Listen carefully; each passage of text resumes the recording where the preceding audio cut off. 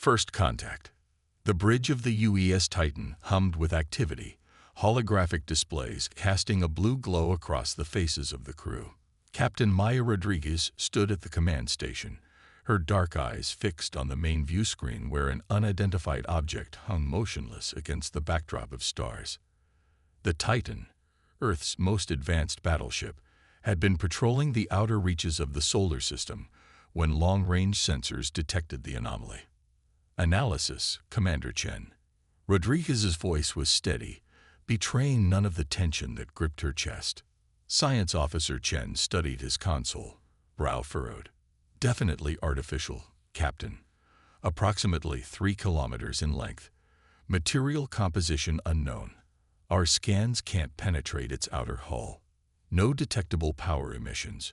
But, he paused, adjusting sensor parameters. There's something odd about its position.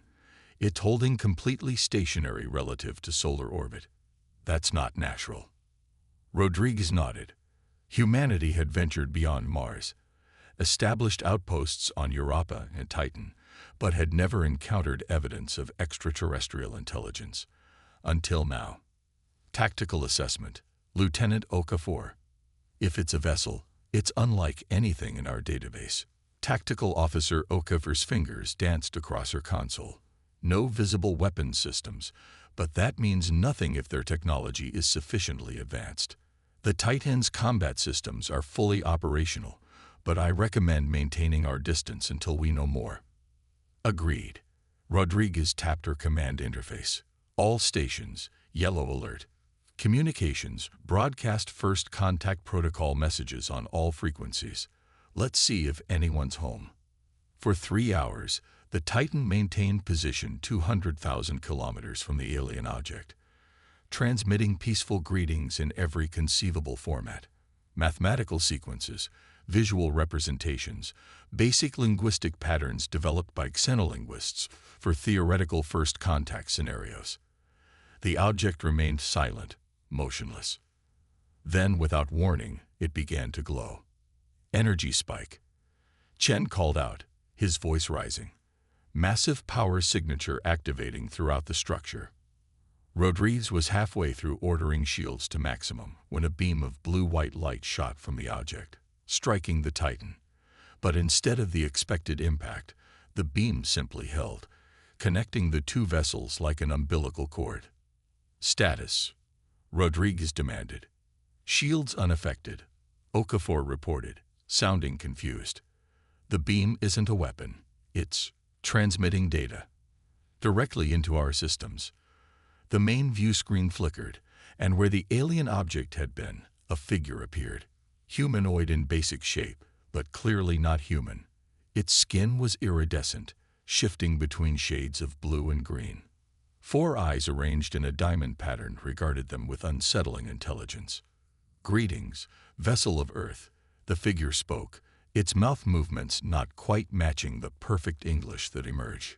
I am Ambassador Selov of the Galactic Conclave. We have been observing your civilization for some time. A chill ran down Rodriguez's spine. This is Captain Maya Rodriguez of the United Earth ship Titan. How long is some time, Ambassador? The alien's upper eyes narrowed slightly. 3 of your centuries, since your species began harnessing electrical power. It is standard conclave protocol to monitor developing civilizations. And you choose to contact us now because your recent quantum propulsion experiments indicated you would soon achieve interstellar capability. The Conclave must assess all spacefaring species before they leave their home systems. Rodriguez straightened her uniform jacket. Diplomatic corps training had never covered first contact scenarios in detail.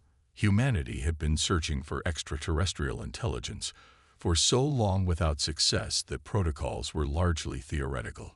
Assess for what purpose, Ambassador? Compatibility. The alien's skin rippled slightly. The galaxy maintains equilibrium through careful management of its sentient populations.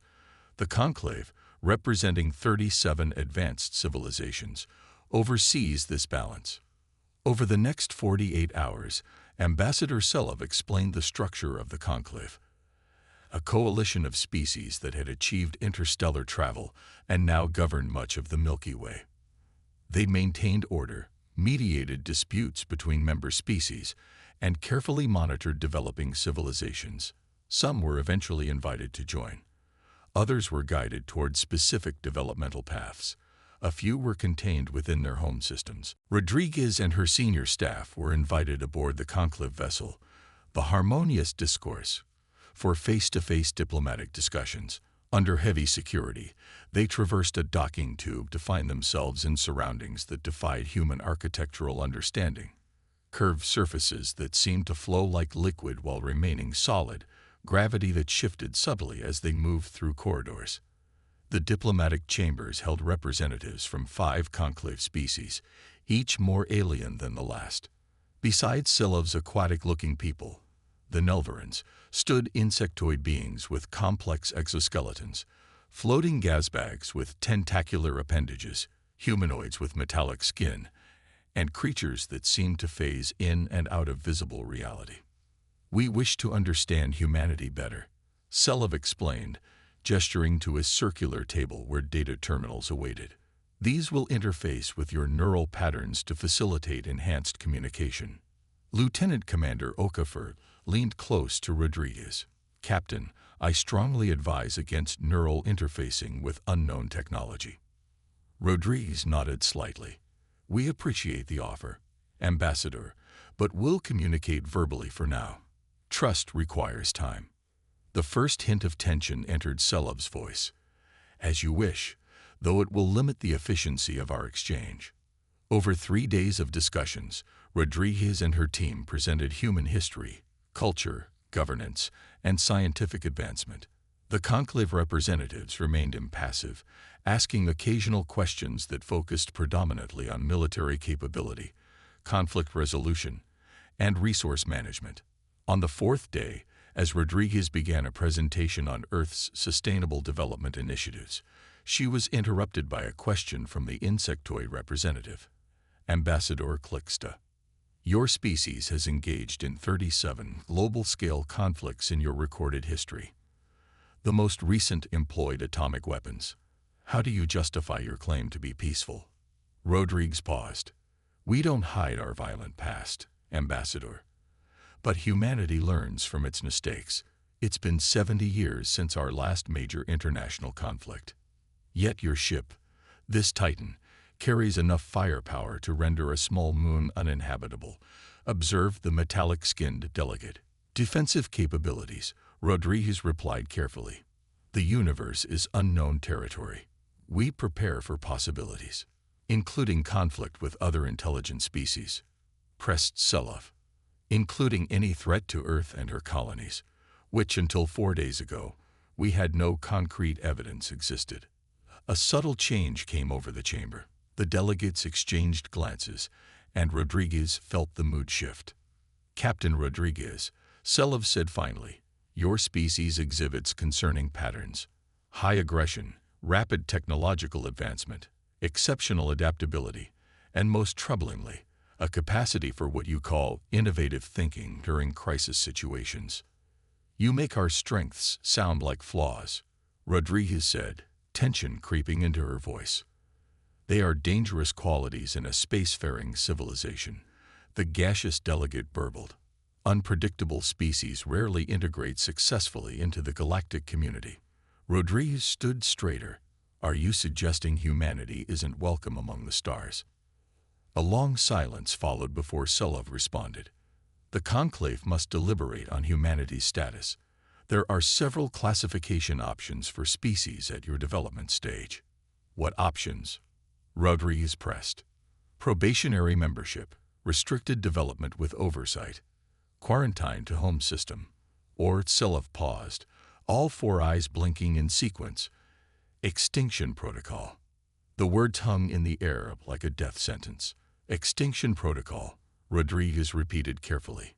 "You're telling me your conclave claims the right to exterminate entire civilizations, only those deemed an existential threat to galactic stability." Clixta clicked. "It has been implemented only 3 times in 12,000 years." Rodriguez looked to each alien representative, searching for any sign of moral discomfort with the concept. She found none. "I believe our diplomatic mission has reached its limit," she said coldly. "My team will return to our vessel while you deliberate." Back aboard the Titan, Rodriguez immediately ordered a secure channel open to Earth Command. Admiral Catri's weathered face appeared on screen, concern evident as Rodriguez briefed him on the situation. "Extinction protocol," he repeated grimly, "and we have no idea what their capabilities are. Their technology is centuries beyond ours, Admiral. But they've revealed something important. They fear us. Our adaptability, our creativity in crisis. Those are human strengths they can't quantify or predict." Catri's expression hardened. "I'm activating Defense Protocol Omega. All Earth forces on high alert. Colonial outposts to bunker status. The Mars fleet is already moving to support your position." "Sir," escalation might. The transmission suddenly dissolved into static. At the same moment, alarms blared across the bridge. Multiple energy signatures activating throughout the solar system. Chen shouted. "Conclave vessels decloaking near every human outpost from Luna to Europa." Rodriguez swore under her breath. They'd never been alone during the negotiations. The Conclave had positioned its fleet throughout humanity's territory, invisible to sensors. "Incoming transmission," Communications Officer Park announced, her voice tight. Silov's image appeared on screen. "Captain Rodriguez, the Conclave has reached its decision regarding humanity. Your species represents an unacceptable risk to galactic stability. Your biological imperative for expansion, combined with your technological creativity and martial history, creates a high probability of future conflict. Extinction protocol has been authorized." Rodriguez's mind raced. Earth was light minutes away, too far for immediate support. The Titan was alone against an armada of technologically superior vessels. "Ambassador, this is an act of war against a species that has shown you no hostility," she replied, fighting to keep her voice steady. "We offered peace. Your existence is hostile, Captain. Your nature is incompatible with cosmic harmony." Silov's expression showed something like regret. "If it brings comfort, the protocol is designed to be painless. Your colonies will be neutralized simultaneously." The transmission cut. On tactical displays, Rodriguez watched as energy weapons fired on the outposts of Europa, Mars Colony, and the lunar bases. "All human outposts under attack," Okafor reported grimly. "Minimal defenses at most locations, Earth deploying planetary shields, but they weren't designed for this level of assault." Rodriguez felt a cold clarity descend. The Titan was outnumbered, outgunned, and facing an enemy with vastly superior technology. But these aliens had made one critical error. They had judged humanity by its past and its potential, not by what it had become. And they had underestimated exactly how dangerous cornered humans could be. "Battle stations," she ordered, her voice steady. "Charge all weapons systems. Deploy quantum countermeasures, and transmit activation code Phoenix to Earth Command." Commander Chen looked up from his station, eyes wide. "Captain, Phoenix protocol is untested."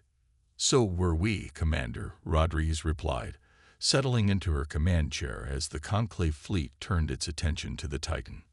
"Until today. Now let's show these advanced civilizations exactly why they were right to fear us." Humanity unleashed. The Titan shuddered as the first volley from the Conclave fleet struck its shields. On the tactical display, 3 Conclave vessels, sleek predatory shapes glowing with energy, had broken formation to engage the lone human battleship. Shields at 83%, Lieutenant Okafor reported. "Their weapons are powerful, but not as devastating as we feared." Captain Rodriguez nodded, eyes fixed on the battle projection. "They're testing us, analyzing our defensive capabilities." Phoenix protocol transmission confirmed, Communications Officer Park announced. Earth Command acknowledges. Estimated activation time, 14 minutes. Rodriguez allowed herself a grim smile. 14 minutes. They just needed to survive that long. Tactical. Initiate maneuver Epsilon. Let's show them what one human ship can do. The Titan's quantum engines flared to life, propelling the massive battleship into a series of evasive patterns that should have been impossible for a vessel of its size. The Conclave ships, clearly expecting a more conventional retreat, found themselves firing at empty space as the Titan executed tight turns and sudden accelerations that strained both hull and crew. "They're adapting to our movement patterns," Chen warned. "Calculating new trajectories." "Deploy countermeasures," Rodriguez ordered, "and prepare the Shiva array." Throughout the Titan's outer hull, hundreds of specialized ports opened, releasing a cloud of tiny autonomous drones, each no larger than a coffee cup. They moved in perfect coordination, forming a complex three-dimensional grid around the battleship. On the Conclave vessels, sensors struggled to track the sudden proliferation of targets. When their weapons fired again, the energy beams encountered the drone network. Rather than destroying the tiny machines, the beams were caught, channeled, and redirected, some back toward their sources, others split into multiple weaker streams that dissipated harmlessly in space. "Drone shield functioning at optimal parameters," Okafor reported, a note of satisfaction in her voice. "Conclave targeting systems appear confused by the energy redirection." Rodriguez leaned forward. "Now, Mr. Chen, light up the Shiva." Deep within the Titan, a system that had never been revealed to the Conclave during their inspections powered up. Not technically a weapon, the Shiva array was officially classified as a space-time manipulation research platform. In practice, it generated localized gravitational distortions, microscopic black holes that existed for milliseconds before evaporating in bursts of Hawking radiation. The Titan fired. There was no beam, no projectile, just a sudden violent warping of space between the battleship and the nearest Conclave vessel. The alien ship shuddered, its sleek hull buckling as competing gravitational forces tore at its structure. Within seconds, its engines flared erratically, and it began to drift. "Direct hit," Okafor confirmed. "Their propulsion systems are offline. Life support appears intact." "We disabled rather than destroyed," Rodriguez noted. "Remember that." Aboard the Harmonious Discourse, Ambassador Selov watched the battle with growing concern. The human vessel was performing beyond all projected capabilities. The tactical officer, a Mithridian with metallic skin, turned 4 eyes toward Selov. "The human ship is utilizing technology they concealed from us," the Mithridian stated. "Their defensive capabilities exceed our intelligence estimates by a factor of 7, and the weapon they deployed." The officer hesitated. "We have no classification for it." Selov's skin rippled with agitation. "Impossible. Their civilization is barely 4,000 years old. They achieved spaceflight less than 2 centuries ago. Yet they have just disabled a Conclave cruiser with technology we do not understand," the Mithridian replied flatly. On the tactical display, the remaining Conclave vessels regrouped, changing formation to surround the Titan. New weapons powered up, more powerful, designed for planetary bombardment rather than ship-to-ship combat. "Maximum yield authorized," Selov ordered. "Destroy that vessel before." An alarm blared, cutting off the ambassador's words. The tactical display flickered, then stabilized to show dozens of new energy signatures appearing throughout the solar system. "What is happening?" Selov demanded. The Mithridian's metallic features revealed nothing, but their voice held a note of confusion. "Unknown devices activating across the system. They appear to have been dormant, concealed on asteroids, moons, and in planetary orbits. Our sensors did not detect them during initial surveillance." On the bridge of the Titan, Rodriguez watched as Phoenix Protocol came fully online. For decades, humanity had prepared for the possibility that they weren't alone in the universe, and that first contact might not be peaceful. Without announcing it to the galaxy, they had seeded the solar system with automated defense platforms disguised as research stations, communications relays, and mining outposts. "Phoenix network at 100%, Chen reported. All platforms reporting ready. Rodriguez opened a channel. This is Captain Rodriguez to all Conclave vessels. Your attack on peaceful human outposts has activated our automated defense network. I suggest you reconsider your extinction protocol. Across the solar system, the Phoenix platforms locked onto Conclave vessels. Unlike the Titan's experimental Shiva array, these platforms utilized more conventional, but no less devastating, weaponry, antimatter-tipped missiles, high-energy particle beams, and swarms of combat drones. The first wave fired simultaneously. Conclave shields flared against the unexpected assault. 3 smaller vessels winked out of existence immediately. Others sustained varying degrees of damage as they scrambled to respond to threats coming from all directions. Captain, Communications Officer Park called out. Incoming transmission from the Conclave flagship. Selov's image appeared, iridescent skin now pulsing rapidly with what Rodriguez recognized as agitation. What is the meaning of this deception? You concealed your military capabilities. As you concealed your fleet within our system, Rodriguez replied calmly, and your intentions to exterminate us. It seems neither of us played all our cards during negotiations, Ambassador. This changes nothing, Selov insisted, though the confidence had drained from their voice. The Conclave has enacted extinction protocols on 3 previous occasions. All were successful. Those species weren't human. Rodriguez's voice hardened. We've spent our evolutionary history adapting to survive. When faced with extinction, we don't surrender.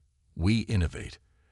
As if to punctuate her words, another series of explosions bloomed across space as Phoenix platforms targeted additional Conclave vessels. The balance of the battle was shifting rapidly. Captain, Chen interjected, I'm detecting unusual communications between Conclave ships. Multiple encrypted channels. They appear to be arguing. Rodriguez raised an eyebrow. Can you break the encryption? Not completely, but I'm getting fragments. There seems to be disagreement among their command structure about continuing the extinction protocol. Rodriguez considered this new information. Ambassador Selov, it appears not everyone in your conclave agrees with the decision to exterminate humanity. Perhaps there's room for reconsideration. For the first time, Selov appeared uncertain. This situation is unprecedented. No species has ever mounted an effective defense against an authorized extinction protocol. Then perhaps your protocols need revision, Rodriguez suggested. Transmitting coordinates now for a neutral meeting point. 1 ship each. Let's discuss terms before this escalates further. After a moment's hesitation, Selov nodded. Agreed. But be warned, the full might of the conclave has not yet been brought to bear. The transmission ended. Rodriguez turned to her officers. Opinions. It's a trap, Okafor stated flatly. Perhaps, Rodriguez acknowledged. But their fleet is in disarray, and we've demonstrated capabilities they didn't anticipate. They need time to regroup, which means we have leverage. What are your orders, Captain? Chen asked. Maintain Phoenix network at full combat readiness. Lieutenant Okafor, you'll accompany me to the meeting. Commander Chen, you have the con. If anything goes sideways, you're authorized to engage with full force. 2 hours later, a shuttle from the Titan docked with a conclave diplomatic vessel at the designated coordinates, the Lagrange point between Earth and Luna. Rodriguez and Okafor, armed despite diplomatic protocols, were escorted to a chamber unlike any they had seen before. Rather than the formal meeting room of previous negotiations, this space seemed to shift and flow around them, adjusting to the perceptions of those within it. Selov awaited them, but not alone. Beside the Nelvaran stood representatives from 4 other conclave species, including ones Rodriguez hadn't seen before. Captain Rodriguez, Selov began, the situation has evolved. I present the Emergency Conclave Council, convened only in times of unprecedented crisis. A tall, willowy being stepped forward, its body seeming to consist of intertwined vines studded with luminescent pods. I am Elder Vosh of the Thraxi Collective. We have observed your defense of your system with great interest. Rodriguez inclined her head slightly. I wasn't aware our extinction was meant to be entertainment. Not entertainment, rasped another alien, this one appearing as a crystalline structure housing a swirling gas. Education. The extinction protocol was not unanimously approved. Some of us advocated for observation rather than intervention. Selov's skin dimmed slightly. The radiant ones speak truth. The decision to implement extinction protocol requires a 2/3 majority, not consensus. 5 council species voted against it. Rodriguez exchanged a glance with Okafor. This was valuable intelligence. The conclave was not the monolithic entity it had presented itself as. Why are you telling us this? Rodriguez asked. Elder Vosh's luminescent pods pulsed softly. Because in 4,000 years of conclave history, no extinction protocol has ever been contested successfully. Your species has demonstrated capabilities that force us to reconsider our assessment. We didn't want conflict, Rodriguez stated firmly. Humanity sought peaceful contact. Your conclave fired the first shot. Based on historical algorithms, Selov admitted, your species' potential development curve indicated a 97% probability of aggressive expansion within the next 3 centuries. Okafor stepped forward. You condemned us for what you thought we might become, not what we are. The crystalline being rotated slightly. This is the purpose of the protocol, to eliminate threats before they fully manifest. And who judges what constitutes a threat? Rodriguez challenged. Species that fear what they don't understand. That eliminate potential competitors rather than find ways to coexist. A heavy silence fell over the chamber. Finally, Elder Vosh spoke again. The conclave must evolve, as all living things must. Perhaps our protocols, unchanged for millennia, have become rigid. Humanity has demonstrated not only technological ingenuity but strategic foresight. Your Phoenix network was implemented without detection by our most sophisticated surveillance. A defensive measure, Rodriguez emphasized. Designed to activate only if Earth faced existential threat. The crystalline being swirled more rapidly. Yet its effectiveness against our fleet suggests specific preparation against advanced species. We prepared for possibilities. Okafor countered. That's what humans do. Elder Vosh's vines intertwined in what might have been a gesture of acknowledgement. The Emergency Council proposes cessation of hostilities and establishment of a new diplomatic framework. The extinction protocol will be suspended pending comprehensive review. And the attacks on our outposts, Rodriguez demanded. Casualties were minimal, Selov admitted reluctantly. Our initial strikes targeted infrastructure rather than population centers, a standard first phase of the protocol. Rodriguez felt a surge of relief but kept her expression neutral. We require more than a suspension of hostilities. Humanity deserves recognition as a sovereign spacefaring civilization, with all the rights that entails, including membership in the conclave. Selov asked, all 4 eyes narrowing. Eventually, perhaps. For now, we require acknowledgement of our territorial sovereignty and non-interference in our continued development. The council members communicated briefly in a language Rodriguez's translator couldn't process. Finally, Elder Vosh spoke. Agreed, with conditions. Humanity will be classified as a protected independent civilization. You may continue development within your solar system without interference. However, any expansion beyond must be preceded by diplomatic notification. And what guarantees do we have that another extinction protocol won't be authorized the moment we turn our backs? Okafor asked. The crystalline being pulsed. The protocol requires conclave majority. 5 species now stand firmly opposed after witnessing humanity's capabilities. Mathematical probability of authorization is now below threshold. Rodriguez considered the offer. It wasn't perfect, but it established humanity's right to exist, a foundation upon which further relationships could be built. I will convey your proposal to Earth Command, she said finally. But I believe we can work within these parameters. As the meeting concluded and Rodriguez prepared to return to the Titan, Elder Vosh approached her privately. Captain, There is one matter the Council did not address openly. Your ship's primary weapon. The space-time distortion technology. It is concerning. Rodriguez met the alien's gaze steadily. The Shiva array is classified as a research platform. Its defensive applications were discovered only recently. Indeed, Vash's luminescent pods dimmed slightly. But you should know, in all the Conclave's history, spanning 37 species and 12,000 years, none have independently developed such technology. The implications are significant. Before Rodriguez could respond, the Elder turned away, rejoining the other Council members. Back aboard the Titan, as the Conclave vessels began withdrawing from Earth space, Rodriguez stood at the viewport, gazing toward the distant blue marble of humanity's homeworld. "They're afraid of us," Okafor said quietly, joining her captain. "Not just what we might become, but what we already are." "With good reason," Rodriguez replied. "We mobilized our entire system defense in minutes, countered technology centuries beyond our development level. And the Shiva array." She paused. Elder Vash implied that no other species has developed similar technology. "A technology we created not to destroy, but to explore," Okafor noted. "To bend spacetime for faster travel." Rodriguez nodded slowly. "That's the difference they don't understand. Humanity's drive isn't conquest, it's curiosity.